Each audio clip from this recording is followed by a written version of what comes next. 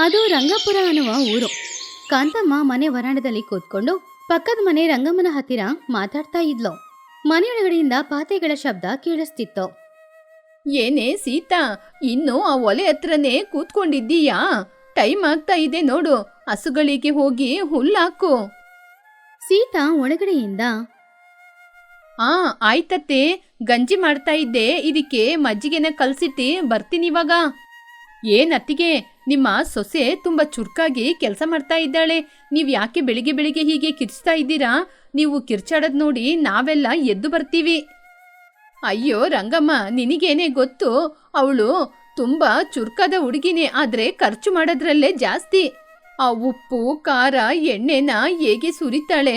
ಅಯ್ಯಯ್ಯೋ, ನನ್ನ ಮಗ ಕಷ್ಟಪಟ್ಟು ಸಂಪಾದನೆ ಮಾಡೋದು ನಾನು ಮಾತ್ರ ಪಕ್ಕದಲ್ಲಿ ಇಲ್ಲದಿದ್ರೆ ಎಲ್ಲ ನೀರ್ಪಾಲಾಗುತ್ತೆ. ಅದೇನತ್ತಿಗೆ ಹಾಗೆ ಹೇಳ್ತಾ ಇದ್ದೀರಾ? ಆ ಹುಡುಗಿ ಗರ್ಭಿಣಿ ಅಲ್ವಾ? ಸ್ವಲ್ಪ ತಿಂದ್ರೆ ಏನಾಗುತ್ತೆ? ಅಯ್ಯೋ, ಅವಳು ತಿನ್ಲಿ, ನಾನೇನ್ ಬೇಡ ಅಂತೀನಾ?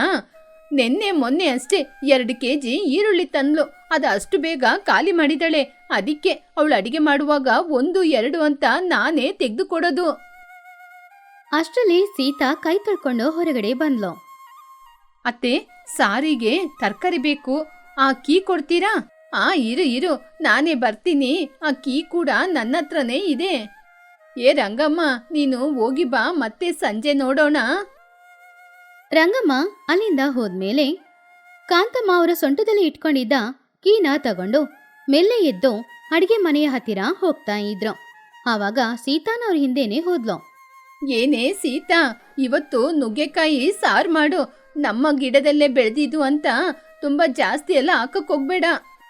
ಸರಿ ಅತ್ತೆ, ನಾನು ಎಷ್ಟು ತಗೋಬೇಕು? ಅದೇ ಕಣೆ ನಾನು ಆಲೋಚನೆ ಮಾಡ್ತಾ ಇದ್ದೀನಿ. ಸರಿ, ಈ ನುಗ್ಗೆಕಾಯಿನ ತಗೋ, ದೊಡ್ಡದು ಚಿಕ್ಕದು ಅಂತ ತಗೋಬೇಡ, ಎಲ್ಲ ಒಂದೇ ಸಮವಾಗಿರುವುದು ಒಂದು 4 ಕಾಯಿ ತಗೋ ಸಾಕು. ಸೀತಾ ಆಶ್ಚರ್ಯದಿಂದ, ಅತ್ತೆ 4 ಸಾಕಾ? ನಾವು 3 ಜನ ಇದ್ದೀವಲ್ವಾ, ಸರಿ ಆಗುತ್ತಾ? ಅಯ್ಯೋ ಹುಚ್ಚು ಹುಡುಗಿ, ನಾನು ಹೇಳದ್ನ ಸರಿಯಾಗಿ ಕೇಳ್ಕೊ. ಮೊದಲು ಒಂದು ನುಗ್ಗೆಕಾಯಿನ ತಗೋ, ಅದನ್ನ 4 ಭಾಗ ಮಾಡು. ಒಂದೊಂದು ನುಗ್ಗೆಕಾಯಿನ 4 ಭಾಗ ಮಾಡಿದ್ರೆ ಎಷ್ಟಾಗುತ್ತೆ? ಅತ್ತೆ 12 ಆಗುತ್ತೆ. ಗೊತ್ತಾಯ್ತಲ್ಲ, ಅದ್ರಲ್ಲಿ ನನ್ನ ಮಗ ಕಷ್ಟಪಟ್ಟು ದುಡ್ಕೊಂಬರ್ತಾನೆ, ಅವನಿಗೆ 4. ಈ ಮನೆಗೆ ದೊಡ್ಡವಳು ನಾನು, ಅದಕ್ಕೆ ನನಗ್ 4, ನಿನಗೆ 4, ಎಲ್ರಿಗೂ 4 ಸರಿ ಆಯ್ತಲ್ವಾ? 4 ತಿಂದ್ರೆ ಸಾಕಾಗಲ್ವಾ? ಇನ್ಯಾಕೆ ಜಾಸ್ತಿ? ಸೀತಾ ಬೇಜಾರಿಂದ, ಸರಿ ಅತ್ತೆ, ನಾನು ಹಾಗೇನೆ ಮಾಡ್ತೀನಿ. ಸರಿ, ಉಪ್ಪು ಕೂಡ ಕಡಿಮೆ ಹಾಕು, ಹುಳಿ ಕಡಿಮೆ ಹಾಕು, ಖಾರನೂ ಕಡಿಮೆ ಹಾಕು. ಹುಳಿ ಎಲ್ಲ ಜಾಸ್ತಿ ಹಾಕಿದ್ರೆ ಆಮೇಲೆ ತಿನ್ನಕ್ಕಾಗಲ್ಲ, ನೋಡ್ಕೊಂಡ್ ಮಾಡು. ಸರಿ ಅತ್ತೆ, ಹಾಗಾದ್ರೆ ಬೇಳೆ ಎಷ್ಟು ತಗೊಳ್ಳೋದು? ಅದು ಕೂಡ ಹೇಳ್ತೀನಿ ಕಣೆ, 1 ಕೈ ಹಿಡಿ. ಇಲ್ಲ, ಅದು ಕೂಡ ತಗೊಂಡ್ರೆ ಜಾಸ್ತಿ ಆಗುತ್ತೆ. ಸಾರು ನೀರ್ ರೀತಿ ಇರ್ಬೇಕು, ಹಾಗೆ ತಿಂದ್ರೇನೆ ಆರೋಗ್ಯಕ್ಕೆ ಕೂಡ ಉತ್ತಮ. ಸೀತಾ ಅವಳ ಮನಸ್ಸಲ್ಲಿ, ನೀರು ಜಾಸ್ತಿ ಉಯ್ದು ಅದರಲ್ಲಿ ತರಕಾರಿನ ಹುಡ್ಕ ಕೇಳ್ತಿದ್ದಾರೆ ನಮ್ಮ ಅತ್ತೆ. ಸರಿ, ಇವ್ರ ಸಂಗತಿನ ಇನ್ ಮುಂದೆ ನಾನ್ ನೋಡ್ಕೋತೀನಿ. ಏನ್ ಆಲೋಚನೆ ಮಾಡ್ತಾ ಇದ್ದೀಯಾ? ನಾನು ಹೇಳಿದ್ದು ನಿನ್ಗೆ ಅರ್ಥ ಆಯ್ತಾ? ನುಗ್ಗೆಕಾಯಿ ಮಾತ್ರ 12 ತುಂಡಿರ್ಬೇಕು. ನೀನು ಬಡಿಸುವಾಗ ಲೆಕ್ಕ ಮಾಡ್ತೀನಿ, ಆಚೆ ಈಚೆ ಹೆಚ್ಚು ಕಡಿಮೆ ಆದ್ರೆ ಸುಮ್ನೆ ಇರಲ್ಲ. ಅರ್ಥ ಆಯ್ತತ್ತೆ? ನೀವು ಹೇಳಿದ ಹಾಗೆ 3 ನುಗ್ಗೆಕಾಯಿನ 4 ಪೀಸ್ ಮಾಡ್ಬೇಕು, ಅದ್ರಲ್ಲಿ 12 ತುಂಡುಗಳಾಗ್ಬೇಕು. ಸೀತಾ ಒಲೆನ ಕತ್ಸದ್ಲು. ಒಲೆ ಚೆನ್ನಾಗಿ ಉರಿತಾ ಇತ್ತು. ಪಕ್ಕದಲ್ಲೇ 4 ನುಗ್ಗೆಕಾಯಿ, ಸ್ವಲ್ಪ ತೊಗರಿ ಬೇಳೆನೂ ಇತ್ತು. ಅವಾಗ ಸೀತಾ ಅವಳ ಮನ್ಸಲ್ಲಿ, ಏನ್ ಜೀವನನೋ ಏನೋ, ಸ್ವಂತ ಹೊಲದಲ್ಲಿ ತರಕಾರಿನ ಬೆಳೆದು ಅದ್ನ ಇಷ್ಟೇ ತರಕಾರಿ ತಿನ್ಬೇಕು ಅಂತ ಹೇಳ್ತಾ ಇದ್ದಾರೆ. ನನ್ ಗಂಡ ಕಷ್ಟಪಟ್ಟು ದುಡಿತಾ ಇದ್ದಾರೆ. ನಾನು ಗರ್ಭವತಿಯಾಗಿದ್ದೀನಿ, ಹೊಟ್ಟೆ ತುಂಬಾ ಊಟ ಮಾಡ್ಬೇಕು ಅನ್ಸುತ್ತೆ, ಆದ್ರೆ ನಮ್ಮ ಅತ್ತೆ ತಿನ್ನಕ್ ಬಿಡೋದಿಲ್ಲ. ಈ ಅತ್ತೆಗೆ ನಾನ್ ಯಾರು ಅಂತ ತೋರಿಸ್ತೀನಿ. ಸೀತಾ ಚಾಕು ತಗೊಂಡು ನುಗ್ಗೆಕಾಯಿನ ಕಟ್ ಮಾಡಕ್ಕೆ ಶುರು ಮಾಡಿದ್ಲು. 1, 2, 3. ಇದನ್ನ ಸರಿಯಾಗಿ 12 ತುಂಡು ಮಾಡಿ ಸಾರಲ್ಲಿ ಹಾಕ್ಬೇಕು. ನಮ್ಮ ಅತ್ತೆ ಊಟ ಮಾಡುವಾಗ ಹುಡುಕಿ ತಿನ್ನುತ್ತೆ. ನಾವು ತಿನ್ಬೇಕು ಅಂತ ಯೋಚನೆ ಮಾಡಿದ್ರೆ ನಮಗೆ ಹಾಕ್ಲಿಕ್ಕೇನೆ ಹಿಂದೆ ಮುಂದೆ ನೋಡುತ್ತೆ. ಸೀತಾ ಯೋಚನೆ ಮಾಡ್ತಾ ಇದ್ಲು.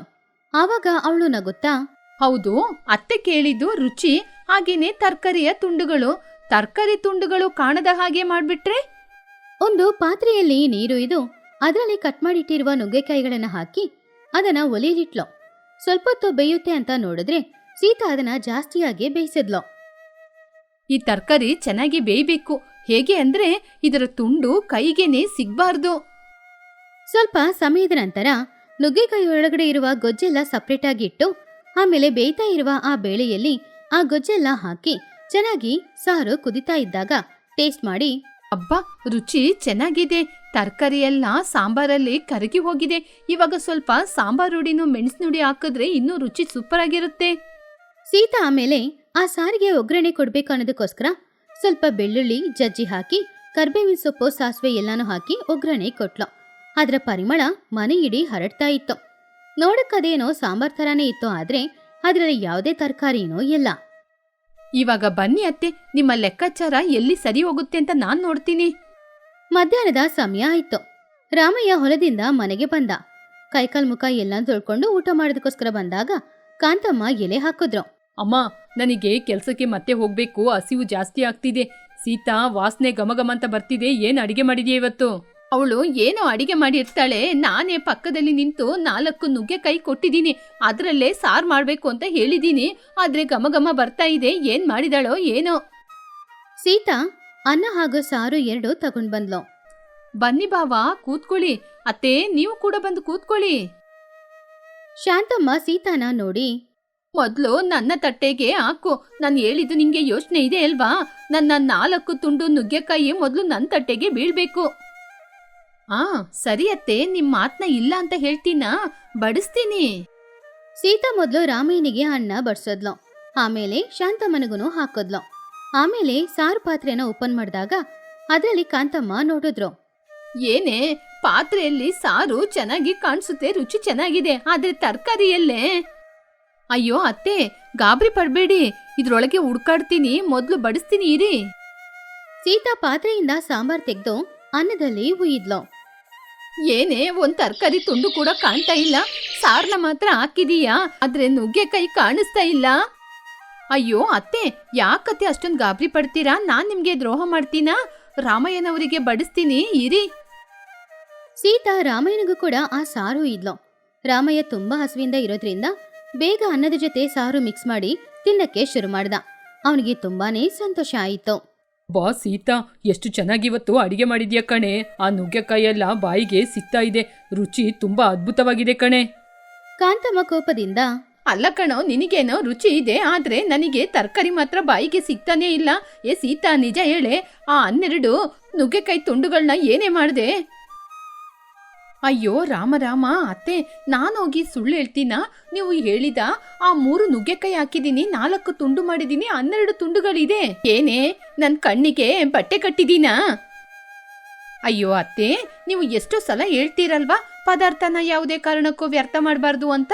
ನಾವು ನುಗ್ಗೆಕಾಯಿನ ಚೆನ್ನಾಗಿ ಅಗ್ದು ತಿಂದ್ರೂ ಕೂಡ ಸಿಪ್ಪೆನ ತೆಗೆದು ಎಸ್ದು ಬಿಡ್ತೀವಿ. ಅದರಲ್ಲಿ ರುಚಿನ ಕೂಡ ಕಳ್ಕೊತೀವಿ. ಅದಕ್ಕೆ ಆ ತರಕಾರಿ ಚೆನ್ನಾಗಿ ಬೇಯುವ ರೀತಿ ನಾನ್ ಮಾಡಿದ್ದು. ಅದಕ್ಕೆ ನೀವು ಹೇಳಿದ ಹಾಗೆ ಆ 12 ತುಂಡು ನುಗ್ಗೆಕಾಯಿನ ಚೆನ್ನಾಗಿ ಬೇಯಿಸಿ ಅದರಿಂದ ಎಲ್ಲವನ್ನೂ ತೆಗೆದು ಈ ಸಾರಿಗೆ ಮಿಕ್ಸ್ ಮಾಡಿ ಆ ನಂತರ ಸಿಪ್ಪೆನ ಮಾತ್ರ ತೆಗೆದು ಬಿಸಾಕಿದ್ದು. ಯಾವುದು ವ್ಯರ್ಥ ಆಗ್ಲಿಲ್ಲ. ಇವಾಗ ಆ 12 ತುಂಡು ನುಗ್ಗೆಕಾಯಿನ ಈ ಸಾರಲ್ಲೇನೆ ಮಿಕ್ಸ್ ಮಾಡಿದೀನಿ. ಇದರ ರುಚಿ ನಿಮ್ಮ ನಾಲಿಗೆಗೆ ಗೊತ್ತಾಗುತ್ತೆ. ಆಮೇಲೆ ನಾನು ಮಾಡಿರುವ ನಿಜ ಸಂಗತಿ ಆ ದೇವರಿಗೆ ಗೊತ್ತಾಗುತ್ತೆ. ಕಾಂತಮ್ಮ ಆಶ್ಚರ್ಯದಿಂದ, ಏನೇ, ಅದರ ಗೊಜ್ಜು ತೆಗೆದು ಈ ಸಾರಲ್ಲಿ ಮಿಕ್ಸ್ ಮಾಡಿದೀಯಾ? ಹಾಗಾದ್ರೆ ಇದರಲ್ಲಿ ತರಕಾರಿ ಇಲ್ವಾ? ಅತ್ತೆ, ನುಗ್ಗೆಕಾಯಿ ಇಲ್ಲ ಅತ್ತೆ, ನುಗ್ಗೆಕಾಯಿಯ ಆತ್ಮ ಇದೆ. ನೀವು ತಿಂದು ನೋಡಿ, ನಿಮ್ಗೆ ಗೊತ್ತಾಗುತ್ತೆ. ಅಮ್ಮ, ನೀವು ಲೆಕ್ಕಾಚಾರ ಎಲ್ಲ ಮಾಡೋದನ್ನ ಬಿಡಿ. ಸೀತಾ ಹೇಳೋದು ನಿಜಾನೇ. ತಿಂದು ನೋಡಿ, ರುಚಿ ಹೇಗಿದೆ ಅಂತ ನಿಮಗೇನೆ ಗೊತ್ತಾಗುತ್ತೆ. ಇವಾಗ ತರಕಾರಿನ ತಿಂದು ಏನ್ ಮಾಡ್ತೀರಾ? ಕಾಂತಮ್ಮ ಇಷ್ಟನೇ ಇಲ್ಲದೆ ಒಂದು ತುತ್ತು ತೆಗೆದು ಬಾಯಲ್ಲಿಟ್ರು. ಅವರ ಮುಖದಲ್ಲಿದ್ದ ಕೋಪ ಮೆಲ್ಲೆ ಮೆಲ್ಲೆ ಕಡಿಮೆಯಾಯಿತು. ಆವಾಗ ಕಾಂತಮ್ಮ, ಅಯ್ಯೋ ದೇವ್ರೆ, ಈ ಸಾರೇನು ಇಷ್ಟೊಂದು ರುಚಿಯಾಗಿದೆ. ತುಪ್ಪ ಹಾಕದಿದ್ರು ತುಪ್ಪ ಹಾಕಿದ ರೀತಿ ಇದೆ. ಸೀತಾ ನಗುತ್ತಾ, ಅದೇ ಅತ್ತೆ, ಇದರ ಮಹಿಮೆ. ತರಕಾರಿನ ತುಂಡು ತುಂಡಾಗಿ ಕತ್ತರಿಸಿ ಹಾಕಿದ್ರೆ ತುಂಡು ಯಾರಿಗೆ ಸಿಕ್ತು ಸಿಕ್ಕಿಲ್ಲ ಅಂತ ಜಗಳ. ಆದ್ರೆ ಅದರ ರಸವನ್ನು ಮಿಕ್ಸ್ ಮಾಡಿದ್ರೆ ಅದರ ರುಚಿ ಎಲ್ಲರಿಗೂ ಸೇರುತ್ತೆ. ಓಹೋ, ಹಾಗಾದ್ರೆ ಇವಾಗ ನನಗೆ ಲೆಕ್ಕಾಚಾರ ಮಾಡಕ್ಕಾಗಲ್ಲ. ಅತ್ತೆ, ನಿಮ್ಮ 4 ತುಂಡು ತರಕಾರಿ ನಿಮಗೆ ಸಿಗದಿದ್ರು ಕೂಡ ಇದರಿಂದ ನಿಮಗೆ ಬಲ ಬರುತ್ತೆ. ಬೇಕಂದ್ರೆ ಇನ್ನೊಂಚೂರು ಸಾರು ಹಾಕೋತೀರಾ? ಆ ಸರಿ ಕಣೆ, ಸರಿ ಸರಿ, ನನ್ನ ಬಾಯಿನ ಕಟ್ಟಾಕ್ಬಿಟ್ಟೆ. ಇನ್ ಮುಂದೆ ನೀನು ಎಷ್ಟು ತರಕಾರಿ ಹಾಕಿ ಸಾರು ಮಾಡ್ಬೇಕು ಅಂತ ನಾನು ಹೇಳಲ್ಲ, ನಿನ್ನ ಇಷ್ಟ ಪ್ರಕಾರ ನೀನೇ ಮಾಡು. ರಾಮಯ್ಯ ಸೀತಾ ಒಬ್ರಿನ್ನೊಬ್ರು ನೋಡ್ಕೊಂಡು ನಗಾಡ್ತಾ ಇದ್ರು. ಆ ದಿನ ಸಂಜೆ ಸಮಯ. ರಂಗಮ್ಮ ಪುನಃ ಅಲ್ಲಿಗೆ ಬಂದ್ಲು. ಆವಾಗ ಕಾಂತಮ್ಮ ಎಲೆ ಅಡಿಕೆ ಹಾಕೊಂಡು ರಂಗಮ್ಮನನ್ನ ನೋಡಿದ್ರು. ಏನ್ ಅತ್ತಿಗೆ, ಮಧ್ಯಾಹ್ನ ನಿಮ್ ಮನೇಲಿ ಏನೋ ಜಗಳ ಆಗ್ತಾ ಇತ್ತು, ಸೀತಾ ಏನೋ ಜೋರ್ ಮಾತಾಡ್ತಾ ಇದ್ಲು. ಏನು ಜಗಳನ ಇಲ್ವಲ್ಲ, ಇವತ್ ನನ್ ಸೊಸೆ ಹೊಸ ರೀತಿಯ ಅಡಿಗೆ ಮಾಡಿದ್ಲು. ಹೌದಾ, ನೀವು ತರ್ಕಾರಿನ ಲೆಕ್ಕ ಮಾಡಿ ಕೊಟ್ಟಿದ್ರಲ್ವಾ, ಏನಾಯ್ತು? ನುಗ್ಗೆಕಾಯಿ ಸಾರು ರಂಗಮ್ಮ, ಆದ್ರೆ ಅದ್ರಲ್ಲಿ ನುಗ್ಗೆಕಾಯೇ ಇರ್ಲಿಲ್ಲ. ನುಗ್ಗೆಕಾಯೇ ಇಲ್ಲದೆ ನುಗ್ಗೆಕಾಯಿ ಸಾರ, ಅದೇನು ಹಾಗೆ? ನನ್ನ ಸೊಸೆ ಬುದ್ಧಿವಂತಿಕೆಯಿಂದ ತುಂಡು ತುಂಡಾಗಿ ಕತ್ತರಿಸಿ ನುಗ್ಗೆಕಾಯಿನ ಹಾಕಿದ್ರೆ ನಮ್ಮೊಳಗೆ ನಾವೇ ಜಗಳ ಮಾಡ್ಕೋತೀವಿ ಅಂತ ಆ ನುಗ್ಗೆಕಾಯಿನ ಚೆನ್ನಾಗಿ ಬೇಯಿಸಿ ಅದರ ರಸವನ್ನು ತೆಗೆದು ಹಾಕಿದಾಳೆ. ಇನ್ನು ನಮ್ಮನೆ ಕತೆ ನಿನಗೆ ಯಾಕೆ, ನೀನು ಹೊರಡು. ಅಯ್ಯಯ್ಯೋ, ಆಡಂಬರವಾಗಿ ಖರ್ಚು ಮಾಡಬಾರ್ದು, ಅದು ಇದು ಅಂತ ಏನೇನೋ ಹೇಳಿ ಇವಾಗ ಸೀತನ್ ಕೈಯಲ್ಲೇ ಕೀನ ಕೊಡ್ತೀನಿ ಅಂತ ಹೇಳ್ತಿದ್ದೀರಾ. ಪರವಾಗಿಲ್ಲ. ಅಲ್ಲ ಕಣೆ ರಂಗಮ್ಮ, ನಾವು ಈಗೇನೇ ಇರಬೇಕು ಹಾಗೇನೇ ಇರಬೇಕು ಅಂತ ಏನೇನೋ ಹೇಳಿ ಸೊಸೆಯಂದಿರ ಕೈಯಲ್ಲಿ ಅಡಿಗೆ ಮಾಡಿಸಿದ್ರೆ ನಮ್ಮ ಹೊಟ್ಟೆ ತುಂಬಲ್ಲ. ಇವತ್ತು ನಾನು ಹೊಟ್ಟೆ ತುಂಬ ಊಟ ಮಾಡಿದ್ದೀನಿ, ನನ್ನ ಮನಸ್ಸು ತುಂಬಿದೆ. ನೀನು ಕೂಡ ನಿನ್ನ ಸೊಸೆ ಬಳಿ ಹೋಗಿ ಅವಳ ಇಷ್ಟಕ್ಕೆ ಬಿಡು, ಅವಳು ಕೂಡ ಚೆನ್ನಾಗಿ ಮಾಡ್ಕೊಡ್ತಾಳೆ ನಿಂಗೆ. ರಂಗಮ್ಮ ಆಶ್ಚರ್ಯದಿಂದ ಬಾಯಿ ಮುಚ್ಕೊಂಡ್ಲು. ಆವಾಗ ಸೀತಾ ನಗುತ್ತಾ ಹೊರಗಡೆ ದೀಪ ಹಿಡಿದಕ್ಕೋಸ್ಕರ ಬಂದ್ಲು. ಅತ್ತೆ, ದೀಪ ಇಡುವ ಸಮಯ ಆಗಿದೆ, ತುಳಸಿ ಕಟ್ಟೆ ಹತ್ರ ಬರ್ತೀರಾ? ಬರ್ತೀನಮ್ಮ, ಬರ್ತೀನಿ. ಕಾಂತಮ್ಮ ನಗುತ್ತಾ ಎದ್ದು ಮನೆಯೊಳಗಡೆ ಹೋದ್ರು. ಅವ್ರಿಗೆ ಇದ್ದ ಆ ಅನುಮಾನ, ಆ ಜಿಪಣತನ ಎಲ್ಲಾನು ಆ ಮನೆಯಿಂದ ಯಾವಾಗ್ಲೂ ಹೋಗಿತ್ತು. ಈ ಕಥೆಯಲ್ಲಿರುವ ನೀತಿ ಏನು ಅಂದ್ರೆ, ಒಂದು ಕುಟುಂಬದಲ್ಲಿ ಒಬ್ರನ್ನ ಒಬ್ರು ನಂಬಿಲ್ಲ ಅಂದ್ರೆ ಆ ಮನೆಯಲ್ಲಿ ಯಾರಿಂದಾನೂ ಬಾಳಕ್ಕಾಗಲ್ಲ. ಅದ್ರಲ್ಲೂ ಅತ್ತೆನ ಸೊಸೆ ನಂಬೇಕು, ಸೊಸೆನ ಅತ್ತೆ ನಂಬೇಕು, ಆವಾಗ್ಲೇ ಜೀವನ ಚೆನ್ನಾಗಿರೋದು. ಅದು ರಾಮಪುರ. ಅದು ಜಮೀನ್ದಾರರು ರಂಗನಾಥನ ಕೋಟೆ ತರ ಇರುವ ಮನೆ. ಬೆಳಿಗ್ಗೆ 8 ಗಂಟೆ ಸಮಯ. ಜಮೀನ್ದಾರರ ಮನೆ ತುಂಬಾ ಚೆನ್ನಾಗಿ ಅಲಂಕಾರ ಮಾಡಿತ್ತು. ಹೂಗಳಿಂದ, ಬಾಳೆ ಎಲೆಗಳಿಂದ ಅಲಂಕಾರ ಮಾಡಿದ್ರು. ಮನೆಯೊಳಗಡೆಯಿಂದ ತುಪ್ಪದ ಘಮಘಮ ಪರಿಮಳ ಬರ್ತಾ ಇತ್ತು. ಅಡಿಗೆಯವನಾದ ಭೀಮಾ ದೊಡ್ಡ ಪಾತ್ರೆಯಲ್ಲಿ ಪಾಯಸ ಮಾಡ್ತಾ ಇದ್ದ. ರಂಗನಾಥ ರೇಷ್ಮೆ ಪಂಚೆ ಹಾಗೂ ಚಿನ್ನದ ಚೈನ್ ಹಾಕೊಂಡು ಮನೆಯಲ್ಲಿ ಆ ಕಡೆ ಈ ಕಡೆ ಅಂತ ತಿರ್ಗಾಡ್ತಾ ಇದ್ದ. ಏನೋ ಭೀಮಾ, ಲಡ್ಡು ತಯಾರಾಯ್ತಾ? ನಮ್ಮ ಜಮೀನ್ದಾರರವರ ಮನೆಯಲ್ಲಿ ಮಾಡುವಂತಹ ಅಡುಗೆ, ಇಲ್ಲಿ ಮಾಡುವಂತಹ ಅಡಿಗೆ ರುಚಿ ತುಂಬಾ ಅದ್ಭುತವಾಗಿರಬೇಕು. ಎಲ್ಲಿ ಆ ಪಾಯಸನ ತಗೊಂಬಾ. ಭೀಮಾ ಹೆದರ್ಕೊಂಡೆ ಒಂದು ಚಿಕ್ಕ ಪಾತ್ರೆಯಲ್ಲಿ ಪಾಯಸ ತಗೊಂಡ್ ಬಂದ್ ಕೊಟ್ಟ. ಅಯ್ಯ, ಇಲ್ಲಿ ನೋಡಿ ಅಯ್ಯ, ನೀವು ಹೇಳಿದ ಹಾಗೆ ಗೋಡಂಬಿ, ಪಿಸ್ತಾ, ಕಿಸ್ಮಿಸ್ ಎಲ್ಲ ತುಂಬಾ ಹಾಕಿದೀನಿ. ರಂಗನಾಥ ಆ ಪಾಯಸವನ್ನ ತಕ್ಷಣ ಕುಡಿದು, ಆಹಾ, ರುಚಿ ಅದ್ಭುತವಾಗಿದೆ, ಆದ್ರೂ ಸ್ವಲ್ಪ ಏಲಕ್ಕಿ ಹುಡಿ ಹಾಕು, ಆವಾಗ ಘಮ ಭಯಂಕರವಾಗಿರುತ್ತೆ. ಇವತ್ತು ನಮ್ಮ ಊರಿಗೆ ಕಲೆಕ್ಟರು, ತಹಸೀಲ್ದಾರರು, ಪಕ್ಕದ ಊರಿನ ಜಮೀನ್ದಾರರು ಬರ್ತಾ ಇದ್ದಾರೆ. ಆವಾಗ ಹಿಂದೆಯಿಂದ ಬಂದ ಸೀತಾರಾಮಯ್ಯ, ನಿಮ್ಮ ಭೋಜನ ಕೂಟದ ಬಗ್ಗೆ ಊರಿನವರೆಲ್ಲ ತುಂಬಾ ಹೆಮ್ಮೆಯಿಂದ ಮಾತಾಡ್ತಾ ಇದ್ದಾರೆ. ನಿಮ್ಮ ಮನೆಯಲ್ಲಿ ಊಟ ಮಾಡುವುದು ಆ ದೇವರಿಗೆ ಸಿಗುವಂತ ಅದೃಷ್ಟ ಅಂತೆ. ರಂಗನಾಥ ತುಂಬಾ ಹೆಮ್ಮೆಯಿಂದ, ಹೌದು ಸೀತಾರಾಮಯ್ಯ, ನನ್ನ ಸ್ಥಾನಕ್ಕೆ ತಕ್ಕ ಹಾಗೆ ಇರ್ಬೇಕಲ್ಲ. ಕರೆದವರೆಲ್ಲ ಬಂದ್ರ? ನೀವು ಕರೆದವರೆಲ್ಲ ಬರ್ತಾ ಇದ್ದಾರೆ ದೊರೆಗಳೇ, ಆದ್ರೆ ಏನು, ನಮ್ಮ ಊರಿನ ಬಡವರು ಕೂಡ ನಮ್ಮ ಬಾಗಿಲಲ್ಲಿ ನಿಂತು ನೋಡ್ತಾ ಇದ್ದಾರೆ. ಅವ್ರಿಗೇನಾದ್ರೂ ಕೊಡೋದಾ? ಅದನ್ನು ಕೇಳಿದ ಜಮೀನ್ದಾರರು, ಚಿಚಿ, ಇವತ್ತು ದೊಡ್ಡವರಿಗೆ ಭೋಜನ ಕೂಟ. ಆ ಅರಕಲು ಬಟ್ಟೆ ಹಾಕಿರೋರಿಗೆಲ್ಲ ಊಟ ಕೊಡಕ್ಕಾಗಲ್ಲ. ಅರ್ಧೋದ ಬಟ್ಟೆ ನೋಡಿದ್ರೆ ಬಂದವರಿಗೆ ವಾಂತಿ ಬರುತ್ತೆ. ಬೇಕಂದ್ರೆ ಮನೆ ಹಿತ್ತಲಲ್ಲಿ ಎಲ್ಲರೂ ತಿಂದು ಹಾಕುವಂತಹ ಬಾಳೆ ಎಲೆ ಇರುತ್ತೆ, ಅಲ್ಲಿ ಹೋಗಿ ತಿನ್ಲಿ. ಆವಾಗ ಪಾರ್ವತಿ ಒಳಗಡೆಯಿಂದ ಬಂದು, ರೀ, ಹಾಗೆಲ್ಲ ಹೇಳ್ಬೇಡಿ. ಅನ್ನದಾನ ಅಂದ್ರೆ ಹಸಿವಲ್ಲಿ ಇರೋರಿಗೆ ಕೊಡೋದು, ಹೊಟ್ಟೆ ತುಂಬ ತಿಂದವರಿಗೆ ಅಲ್ಲ. ಪಾಪ ರೀ, ಊರಿನ ಜನ ಅಲ್ವಾ, ಅವರಿಗೆ ಮನೆ ಒಳಗೆ ಕೂರಿಸಿ ಊಟ ಕೊಡದಿದ್ರು ಪಾಪ ಹಸಿವಲ್ಲಿ ಬಂದವರಿಗೆ ಊಟ ಕೊಡ್ಬೋದಲ್ವಾ? ಪಾರ್ವತಿ, ನೀನು ಬಾಯಿ ಮುಚ್ತೀಯಾ? ಇಲ್ಲಿ ದೊಡ್ಡವರು ಮಾತ್ರ ಬಂದು ಊಟ ಮಾಡ್ಕೊಂಡೋಗೋದು, ಅವರ ಮುಂದೆ ಪಾಪ ಪುಣ್ಯ ಏನೂ ಇಲ್ಲ. ಪಾಪ ಪಾರ್ವತಿ ತುಂಬಾನು ಬೇಜಾರಿಂದ ಮನೆಯೊಳಗಡೆ ಹೋದ್ಲು. ಸ್ವಲ್ಪ ಸಮಯದ ನಂತರ ರಂಗನಾಥನ ಮನೆಯ ಹೊರಗಡೆ ಹರಿದೋಗಿರೋ ಬಟ್ಟೆ ಹಾಕೊಂಡು ಒಬ್ಬ ಮುದುಕ ನಿಂತ್ಕೊಂಡಿದ್ದ. ಆವಾಗ ಹೊರಗಡೆ ಇದ್ದ ಕೆಲಸದವನು ಅವನನ್ನ ತಡಿತಾ ಇದ್ದ. ಏ ಮುದುಕ, ಎಲ್ಲಿಗೆ ಬರ್ತಾ ಇದೆಯಾ? ಇದು ಜಮೀನ್ದಾರರ ಮನೆ, ಭಿಕ್ಷೆ ಬೇಕಂದ್ರೆ ಮನೆಯ ಹಿತ್ತಲಿಗೆ ಹೋಗು. ಏಯ್, ನಾನು ಭಿಕ್ಷುಕ ಅಲ್ಲ ಕಣೋ, ರಂಗನಾಥ ನನಗೆ ಗೊತ್ತು. ನನ್ನ ತಂದೆ ನಾನು ಒಳ್ಳೆ ಗೆಳೆಯರು. ರಂಗನಾಥ ಚಿಕ್ಕ ವಯಸ್ಸಲ್ಲಿ ನಮ್ಮ ಮನೆಯಲ್ಲೇ ಬೆಳೆದಿದ್ದು, ಅವನ್ನ ನೋಡ್ಲಿಕ್ಕೆ ಬಂದಿದ್ದೀನಿ. ಕೆಲಸದವನು ನಗುತ್ತಾ, ಏನು, ನಮ್ಮ ದೊರೆಯವರು ನಿನ್ನ ಮನೆಯಲ್ಲಿ ಬೆಳೆದ್ರ? ನಿನ್ನ ಬಟ್ಟೆ ನೋಡಿದ್ರೇನೆ ಗೊತ್ತಾಗ್ತಾ ಇದೆ ನೀನ್ ಯಾರು ಅಂತ. ಈ ಶಬ್ದ ಎಲ್ಲ ಕೇಳಿಸ್ತಾ ಇದ್ದ ರಂಗನಾಥ ಮನೆಯಿಂದ ಹೊರಗಡೆ ಬಂದ. ಅವನು ವೀರಯ್ಯನನ್ನ ಕಂಡು ಹಿಡ್ದ. ಆದ್ರೆ ಇಂತಹ ಒಬ್ಬ ಬಡವ ಅವನ ಸ್ನೇಹಿತ ಅಂತ ಹೇಳಿದ್ರೆ ಬಂದಿರೋರೆಲ್ರೂ ಏನಾದ್ರೂ ಅಂದ್ಕೊಂಡ್ರೆ ಅವಮಾನ ಆಗುತ್ತೆ ಅಂತ ಅಂದ್ಕೊಂಡು ಏನು ಇಲ್ಲಿ ಜಗಳ? ಆವಾಗ ವೀರಯ್ಯ, ರಂಗನಾಥ ಚೆನ್ನಾಗಿದ್ಯಪ್ಪ, ನಾನೇ ವೀರಯ್ಯ. ನಿಮ್ಮ ತಂದೆಯವರು ಜೀವಂತವಾಗಿರುವಾಗ ನಾವು. ರಂಗನಾಥ ಅವನು ಮಾತಾಡ್ತಾ ಇದ್ದಾಗ್ಲೇ ತುಂಬಾ ಕೋಪದಿಂದ, ಯಾರಯ್ಯ ನೀನು? ನಮ್ಮ ತಂದೆಯವರಿಗೆ ಲಕ್ಷಾಂತರ ಜನ ಗೊತ್ತಿರ್ಬೋದು, ಅದಕ್ಕೆ ಅಂತ ನಮ್ಮ ಸಂಬಂಧಿಕರು ಅಂತ ನೀನು ನಮ್ಮ ಮನೆ ಹುಡ್ಕೊಂಡು ಬಂದ್ಬಿಡ್ತೀಯಾ? ಕಾಲ ಕಳೆದು ಹೋಗಿದೆ. ನನ್ನ ಕೈಯಲ್ಲಿರುವ ಆಸ್ತಿ ಅಂತಸ್ತು ಎಲ್ಲ ಕಳ್ಕೊಂಡೆ. ನಾನು ಊಟ ಮಾಡಿ 3 ದಿನಗಳಾಯ್ತು. ನಿನ್ ಮನೆಯಲ್ಲಿ ಊಟ ಕೊಡ್ತಿದೀಯಾ? ಕೇಳಿ ತಿನ್ಕೊಂಡೋಗೋಣ ಅಂತ ಬಂದೆ.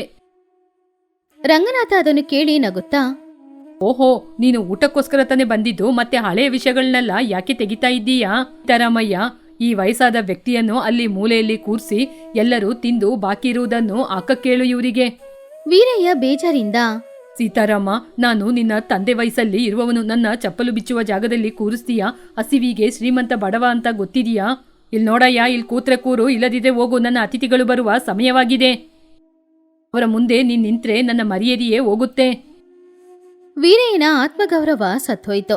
ಆದ್ರೆ ಹಸಿವು ಇನ್ನೂ ಜೀವಂತವಾಗಿತ್ತು. ಅವನಿಗೆ ಬೇರೆ ದಾರಿ ಇಲ್ಲ ಅನ್ನೋದ್ರಿಂದ ಎಲ್ರೂ ಚಪ್ಪಲಿಗಳನ್ನ ಬಿಡುವ ಒಂದು ಜಾಗದಲ್ಲಿ ಹೋಗಿ ಅವನು ಕೂತ್ಕೊಂಡಿದ್ದ.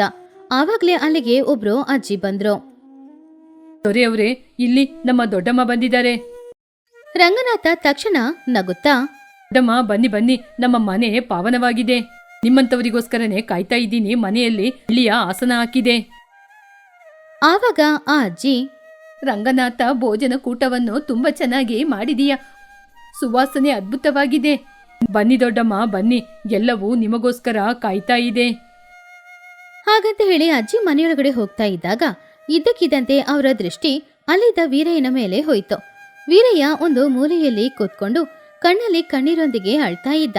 ಆವಾಗ ಅಜ್ಜಿಗೆ ವಿಷಯ ಏನು ಅಂತ ಅರ್ಥ ಆಯ್ತು. ರಂಗನಾಥ, ಆ ಮೂಲೆಯಲ್ಲಿ ಕೂತಿರೋದು ಯಾರಪ್ಪ? ಅದಮ್ಮ, ಅವರು ಯಾರೋ ಹಸಿವಲ್ಲಿ ಬಂದವನು. ಅವನು ತುಂಬಾ ಹಸಿವಾಗ್ತಿದೆ ಅಂತ ಹೇಳ್ದ, ಅದಕ್ಕೆ ಅಲ್ಲಿ ಕೂರಿಸಿ ಊಟ ಕೊಡ್ತಿದ್ದೀನಿ. ಅವನ ಬಟ್ಟೆ ಚೆನ್ನಾಗಿಲ್ಲ, ಬನ್ನಿ ನೀವು ಒಳಗೋಗಿ. ಅಜ್ಜಿ ಗಂಭೀರದಿಂದ, ಅವನು ಅನಾಥನ. ಅವನು ಅನಾಥ ಅಲ್ಲ, ಅವನು ಯಾರು ಅಂತ ನನಗ್ ಗೊತ್ತು. ಅವನು ವೀರಯ್ಯ ತಾನೆ.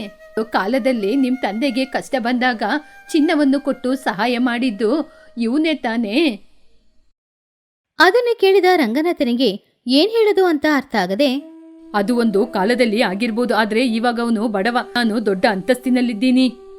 ಅದನ್ನು ಕೇಳಿದ ಅಜ್ಜಿ, ಸರಿ ಸರಿ, ನಿನ್ನಿಷ್ಟ. ಅರ್ಹತೆ ಇರೋರು ಮಾತ್ರನೇ ಮನೆಯೊಳಗೆ ತಿನ್ಬೇಕಲ್ವಾ?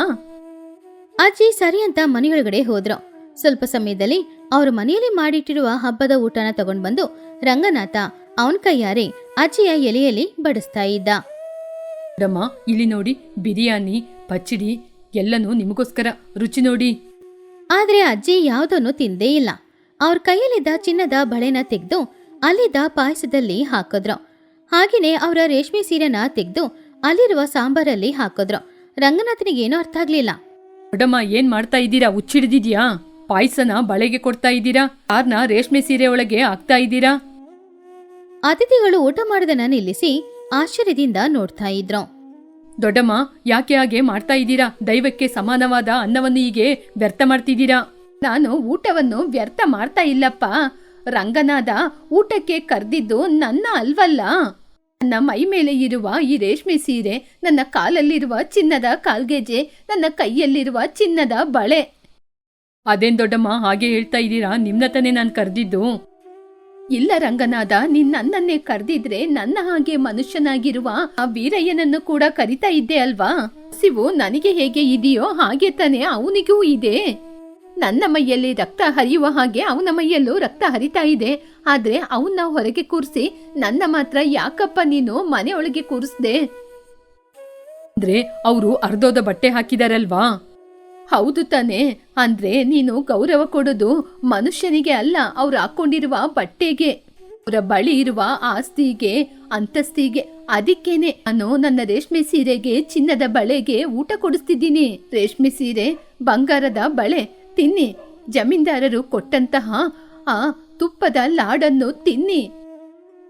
ಅಜ್ಜಿ ಹೇಳಿದ ಮಾತನ್ನು ಕೇಳಿ ಇಲ್ಲಿವರೆಗೂ ಶಬ್ದ ಇದ್ದ ಆ ರೂಮಲ್ಲಿ ಇವಾಗ ಯಾವುದೇ ಶಬ್ದನೂ ಇಲ್ಲ. ರಂಗನಾಥ ಅವಮಾನದಿಂದ ತಲೆ ಕೂತ್ಕೊಂಡು ಅಜ್ಜಿನ ನೋಡ್ತಾ ಇದ್ದ.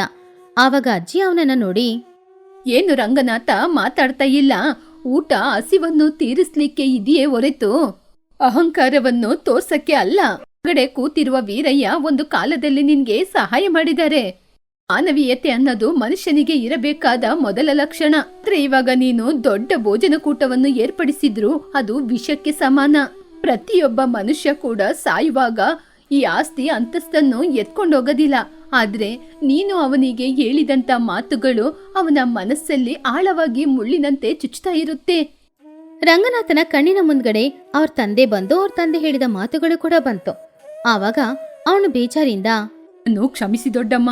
ತಂದೆಯ ಸ್ಥಾನದಲ್ಲಿ ನೋಡ್ಬೇಕಾದ ಆ ದೊಡ್ಡ ಮನುಷ್ಯನನ್ನು ನಾನು ತುಂಬಾ ಕೇವಲವಾಗಿ ನನ್ನ ಹಣದ ದುರಂಕಾರದಿಂದ ನೋಡ್ಬಿಟ್ಟೆ.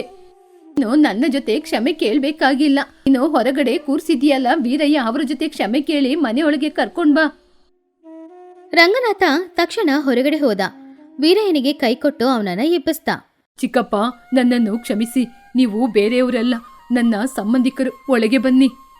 ಅದನ್ನು ಕೇಳಿ ವೀರಯ್ಯ, ಪರವಾಗಿಲ್ಲಪ್ಪ, ನಾನು ಇಲ್ಲೇ ತಿಂತೀನಿ. ನಿನ್ನ ಬಟ್ಟೆ ಹಾಳಾಗುತ್ತೆ. ಬಟ್ಟೆ ಕೊಳೆಯಾದ್ರೆ ಒಗಿಬೋದು, ಸಂಬಂಧಗಳು ಕೊಳೆಯಾದ್ರೆ ಒಗಿಯಕ್ಕಾಗಲ್ಲ. ಬನ್ನಿ ಚಿಕ್ಕಪ್ಪ. ರಂಗನಾಥ ವೀರಯ್ಯನ ಕೈ ಹಿಡ್ಕೊಂಡು ಅವನನ್ನ ಮನೆಯೊಳಗಡೆ ಕರ್ಕೊಂಡು ಬಂದು ಅಜ್ಜಿಯ ಪಕ್ಕದಲ್ಲಿ ಅವನನ್ನ ಕೂರಿಸ್ದ. ಅವನ ಕೈಯಿಂದಾನೇ ಅವನಿಗೆ ಎಲ್ಲ ಆಹಾರನೂ ಬಡಿಸ್ದ. ಆವಾಗ ವೀರಯ್ಯ ಹೊಟ್ಟೆ ತುಂಬ ತೃಪ್ತಿಯಾಗಿ ಊಟ ಮಾಡ್ತಿದ್ದ. ಅಲ್ಲಿಗೆ ಬಂದ ಅತಿಥಿಗಳು ಕೈ ಚಪ್ಪಾಳಿ ತಟ್ಟಿದ್ರು. ಪಾರ್ವತಿ ಕೂಡ ಬಂದು ನೋಡಿ, ನನಗೆ ತುಂಬಾ ಹೆಮ್ಮೆ ಅನಿಸ್ತಾ ಇದೆ ಅಂತ ಗಂಡನ ಹತ್ತಿರ ಹೇಳಿದ್ಲು. ನೋಡ್ದ ರಂಗನಾಥ, ಇದಕ್ಕೆ ಮುಂಚೆ ನೀನು ಬಡಿಸಿದಾಗ ಅಹಂಕಾರದ ವಾಸನೆ ಬರ್ತಾ ಇತ್ತು. ಆದ್ರೆ ಇವಾಗ ನೀನು ಬಡಿಸುವಾಗ ಪ್ರೀತಿಯ ವಾಸನೆ ಬರ್ತಿದೆ. ನಿಜವಾದ ಭೋಜನ ಕೂಟ ಅಂದ್ರೆ ಈ ಊಟ ಅಮೃತದಂತಿದೆ. ಆ ದಿನದಿಂದ ರಂಗನಾಥನ ಮನೆಗೆ ಬರುವವರು ಬಡವರು ಶ್ರೀಮಂತರು ಯಾರೇ ಇದ್ರೂ ಸರಿ, ಎಲ್ಲರನ್ನೂ ಸಮಾನವಾಗಿ ನೋಡ್ತಾ ಇದ್ದ ರಂಗನಾಥ. ಬಂದವರು ಎಲ್ರಿಗೂ ಕೂಡ ಅವನು ಹೊಟ್ಟೆ ತುಂಬ ಊಟ ಹಾಕಿ ತೃಪ್ತಿಯಿಂದ ಕಳಿಸ್ತಾ ಇದ್ದ. ಈ ಕಥೆಯಲ್ಲಿರುವ ನೀತಿ ಏನು ಅಂದ್ರೆ, ಅತಿಥಿ ದೇವೋಭವ ಅಂತಾರೆ ದೊಡ್ಡವರು. ಅಂದ್ರೆ ಅತಿಥಿಗಳು ದೇವರಿಗೆ ಸಮಾನ ಅಂತ ಅರ್ಥ. ಏನ್ ಬೇಕಾದ್ರೂ ತಿನ್ನಕ್ಕಾಗುವ ಶ್ರೀಮಂತರಿಗೆ ಅನ್ನ ಹಾಕೋದ್ರಲ್ಲಿ ಏನ್ ಪುಣ್ಯ ಇದೆ? ಹಸಿವಿನ ಬೆಲೆ ಗೊತ್ತಿರುವ ಬಡವರಿಗೆ ಅನ್ನ ಹಾಕೋದ್ರಲ್ಲಿ ನಿಮಗೆ ಪುಣ್ಯ ಸಿಗೋದು.